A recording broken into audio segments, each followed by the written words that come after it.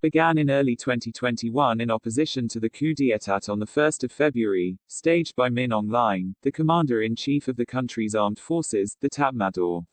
As of the 8th of April 2021, at least 614 civilians, of which at least 44 were children, have been killed by military or police forces and at least 2,857 people detained. Protesters have employed peaceful and non-violent forms of protest, which include acts of civil disobedience, labor strikes, a military boycott campaign, a pot-banging movement, a red ribbon campaign, public protests, and formal recognition of the election results by elected representatives. The color red, which is associated with the National League for Democracy, NLD, has been donned by many protesters. Kabar Ma Kyay Bu, a song that was first popularised as the anthem of the 8888 Uprising, has been revitalised by the civil disobedience movement as a protest song. The three-finger salute has been widely adopted by protesters as a protest symbol. In response to the growing protest movement, the military leaders of the coup enacted a number of countermeasures. These include internet and social media blackouts, a media blackout, pursuit of arrests and criminal sentences against protesters, the spread of disinformation, political overtures to competing political parties to participate in the self-appointed State Administration Council, to replace the elected government body, deployment of pro-military protesters and instigators, and the violent use of force to suppress protests. Background. The 2021 Myanmar coup d'état began on the morning of the 1st of February 2021 when democratically elected members of Myanmar's ruling party, the National League for Democracy, NLD, were deposed by the Tatmadaw, Myanmar's military, which vested power in a straightocracy, the State Administration Council. The Tatmadaw declared a year-long state of emergency and declared power had been vested in Commander-in-Chief of Defense Services Min Aung Hlaing. The coup d'état occurred the day before the Parliament of Myanmar was due to swear in the members elected at the November 2020 general election, thereby preventing this from occurring. President Win Myint and State Councillor Aung San Suu Kyi were detained, along with ministers and the deputies and members of parliament. The coup took place amid the COVID-19 pandemic. Myanmar was struggling with one of the most severe outbreaks in Southeast Asia, owing to its poor health infrastructure and ongoing internal conflict. The country had begun its COVID-19 vaccination deployment a few days before the coup. The country's economy had also been greatly affected by the pandemic, shrinking by 5% during 2020. Recognition of election outcomes. Representatives elected in the November 2020 elections have not officially recognized the legitimacy of the coup d'état. On the 4th of February 2021, around 70 MP-elects from the NLD took an oath of office in Naypyidaw, pledging to abide by the people's mandate, and serve as lawmakers for a 5-year term. The following day, 300 elected legislators formed a committee to conduct parliamentary affairs, the committee representing Pyadormsu Lutor, CRPH. The committee held its first session on Zoom. On the 6th of February 2021, several political parties, including the Shan Nationalities League for Democracy, SNLD, the Democratic Party for a New Society, DPNS, the Karen National Party, and Asho Chin National Party, announced they had rejected the military's offer to participate in the State Administration Council. The Karenni National Progressive Party has publicly denounced the military coup and the coup's detrimental effect on controlling the COVID-19 pandemic and ongoing peace talks, and called for the NLD and armed forces to compromise, in order to resolve the country's political stalemate. On the 7th of February, the parliamentary committee condemned the military coup as a criminal act, and dismissed Min Aung Hlaing's military cabinet as being illegitimate. Burmese celebrities and politicians, including Pying Takon and Dawn, have publicly supported civil resistance efforts, posing with the three-finger salute in social media posts. Celebrities and social media influencers, such Sai Kamleng and Na Chiu, who were silent or were slow to support the ongoing popular protests, lost sizable online followings. On the 7th of February, Ne So Mong, son-in-law of Myanmar's former dictator Than Shwe, posted a Facebook photo demonstrating support for the protests. Burmese netizens have popularized trending hashtags like hashtag #SaneToTheCup, hashtag #RespectOurVotes, hashtag #HearTheVoice of Myanmar, hashtag #SaveMyanmar, and hashtag #CivilDisobedience. Within a day after the coup d'état, the hashtag #SaveMyanmar hashtag had been used by over 325,000 Facebook users. Social media users had also changed the profile pictures to black to show the sorrow or red in support of the NLD, often with a portrait of Suu Kyi. Burmese netizens have also ridiculed Min Aung Hlaing's short stature online, and some pro-democracy netizens have joined the Milk Tea Alliance, an online democratic solidarity movement in Asia. Staged mass car breakdowns, and slow car movement. On the 17th of February 2021, many cars mysteriously broke down in busy streets of Yangon in a staged demonstration, in a creative attempt to block security forces and police to pass through the traffic and to thwart the government workers from going to work. The movement continued on the 18th of February 2021 with many broken down cars joined by some moving at a very slow speed to block traffic. Military measures. Internet blackout. On the 4th of February 2021, telecom operators and internet service providers across Myanmar were ordered to block Facebook until the 7th of February 2021, to ensure the country's stability.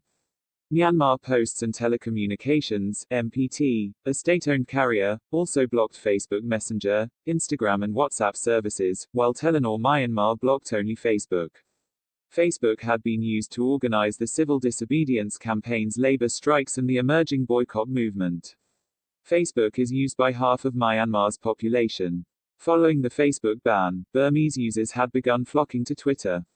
The following day, the government extended the social media access ban to include Instagram and Twitter. Following the Facebook ban, demand for VPN services surged in the country. According to a UK-based digital privacy and security research group, demand for VPN surged by more than 7,000%. The free-to-use proxy service Siphon, used to circumvent censorship, has seen its user base surge from 5,000 daily users before the 1st of February coup d'état to more than 1.6 million users with an average of 14 million daily connections as of the 15th of February 2021. On the 19th of February 2021, most ISP, excluding Mytel, blocked Wikipedia and other wiki-related websites. On the morning of the 6th of February 2021, the military authorities initiated an internet outage nationwide. That same day, Facebook urged authorities to unblock social media services. Facebook also removed the Burmese government's ability to submit content removal requests. Internet access was partially restored the following day, although social media platforms remained blocked. On the 14th of February 2021, Telenor announced it was no longer permitted to publicly disclose the directives received from military authorities on internet disruptions. Starting on the 15th of February 2021, the military authorities initiated an internet outage nationwide again from 1 o'clock to 9 a.m. daily, but they didn't give any reasons why they cut out. Additional internet shutdowns were also reported on 22 and the 26th of February 2021 in some locations. Mytel, partly shared by the military, was seemingly not affected by the shutdowns. On the 1st of April 2021, the Military Council commanded to the Wi-Fi internet service providers to cut out wireless broadband internet too without reasons. Arrests and charges. Law enforcement authorities have acted swiftly in quelling opposition to the coup.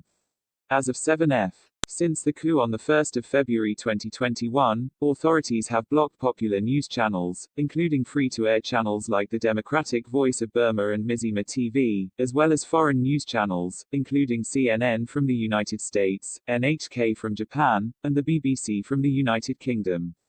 On the 7th of February, the regime also blocked the New York Times, the Wall Street Journal, The Economist and two wire services, the Associated Press and Reuters.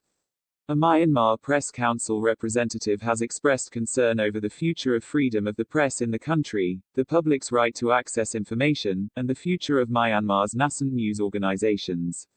Several journalists and reporters have been attacked while reporting at pro-military demonstrations, and others including Associated Press journalist Thanes Orr have been arrested and charged under a public order law with a maximum penalty of 3 years in prison, punishing anyone who causes fear among the public, knowingly spreads false news, or agitates directly or indirectly for a criminal offense against a government employee, with the penalty having been increased by the junta from 2 years in February. On the 24th of March 2021, Thanes Orr was released from insane prison near Yangon, with all charges dropped. On the 9th of March 2021, 5 independent media outlets Myanmar, Democratic Voice of Burma, DVB, Kithit Media, Myanmar Now and 7-Day News were shut down after their licenses were revoked by the military. The previous day, Myanmar Now was raided by police, with computers, parts of the data server, and equipment seized. Spread of misinformation. Unsubstantiated rumors of Suu Kyi's release had circulated, which was falsely attributed to and denied by Radio Free Asia. This rumor is reported to have been shared by the military-run Mayawadi TV, and triggered street celebrations and fireworks. An imposter website mimicking Radio Free Asia was set up, posting false articles about COVID-19, the Muslim Rohingya community, as well as slurs against leader Aung San Suu Kyi and her ruling National League for Democracy. Additionally, the military hired Ari Ben Menish, a lobbyist who formerly worked for Robert Mugabe, but also other military juntas and presidential candidates in countries including Venezuela, Tunisia and Kyrgyzstan, in an attempt to rebrand itself, claiming that the coup was launched to prevent the civilian-led government from drifting further into China's orbit. To counter the spread of misinformation, in February Facebook issued a blanket ban on all pages relating to Myanmar's military, as well as state media network Myanmar Radio and Television, MRTV. On the 5th of March, YouTube announced it would remove 5 military-run YouTube channels and several videos, in accordance with our community guidelines and applicable laws. TikTok announced it had removed content which had received tens of thousands of views, of uniformed men threatening to harm protesters. Arrest of journalists and TV personalities. On the 6th of April 2021, military authorities issued arrest warrants against dozens of celebrities, models and influencers, and a popular comedian was arrested in Yangon, according to Myanmar News. One of the wanted journalists is Situ Aung Myint, who wrote from his Facebook page that he was proud to be on the wanted list. On the 8th of April, troops arrested popular actor, model and singer Pying Takon, along with his sister, for openly opposing the military government and expressing support for the protesters. The 24-year-old Takon and his sister were arrested at their home in Yangon after 8 military trucks arrived to their residence. The arrests were conducted without resistance, according to Takon's mother, due to Takon being in poor health. Other 120 celebrities were also arrested. Protests. In the lead-up to the coup, pro-military protesters had begun rallying in an attempt to delegitimize the results of the 2020 elections. On the 2nd of February the first protest was made ag.